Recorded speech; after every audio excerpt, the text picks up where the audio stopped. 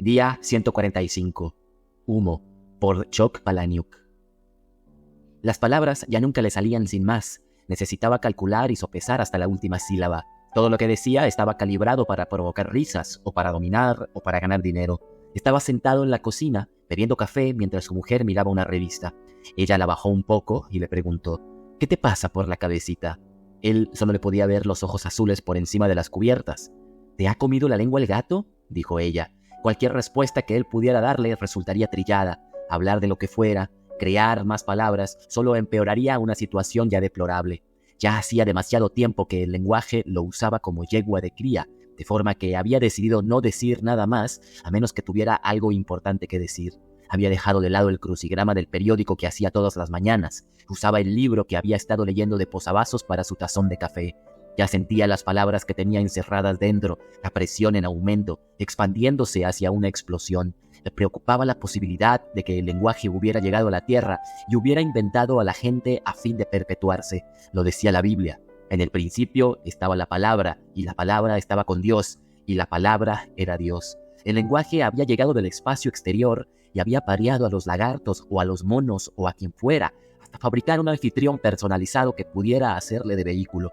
Luego le había enseñado a esa primera persona la compleja secuencia de ADN de los nombres propios y los verbos compuestos. Fuera del lenguaje, él no existía.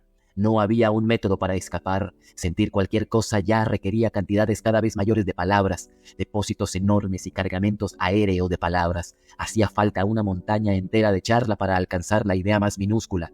La conversación era como una de esas máquinas de Rube Goldberg en las que un pájaro picoteaba un grano de trigo pegado a un botón y al pulsar el botón activaba una locomotora y la mandaba a toda velocidad por 150 kilómetros de vía desgastada hasta que chocaba contra una bomba atómica cuya explosión asustaba a un ratón en Nueva Zelanda, haciendo que se le cayera un trozo de queso azul sobre una balanza y descompensara los platillos de manera que el platillo vacío se elevara y accionara un interruptor que meneaba un cable que a su vez liberaba un martillito que caía con la fuerza suficiente como para partir la cáscara de un pistacho. Su esposa suspiró como si fuera a decir algo. Él se la quedó mirando, expectante, confiando en que fuera el pistacho. Las letras grandes y amarillas de su revista decían «El de Koch». Su mujer tosió y volvió a la lectura, levantando su taza de café y apoyándosela en los labios para convertirla en una especie de máscara blanca, mientras le decía: «Los franceses tienen una expresión para referirse a lo que estás pensando».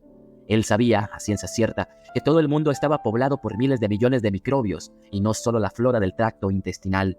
La gente hacía de anfitrión para unas poblaciones de ácaros y de virus que solo querían reproducirse y seguir viviendo en otra parte.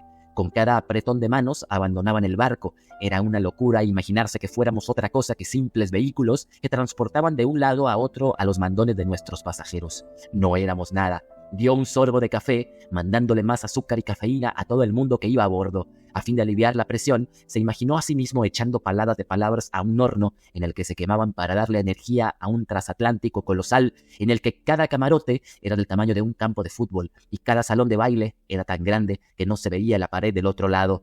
Esa embarcación cruzaba a vapor un océano donde siempre era de noche. Hasta la última luz de la última cubierta emitía un resplandor blando de quirófano mientras sonaba un vals, y las chimeneas escupían el rastro de cenizas de los diálogos incinerados.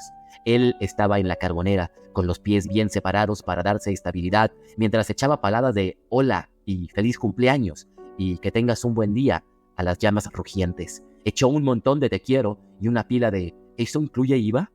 Se imaginó un planeta azul y perfecto, libre de palabras, hasta que algún día llegaba aquel barco, que ni siquiera tenía que ser un transatlántico. Bastaba con un simple bote salvavidas, con un solo marinero agonizante incubando todavía un puñado de palabras viables dentro de la boca. Con su último aliento, el marinero preguntaría «¿quién es?», y con eso bastaría para destruir un paraíso.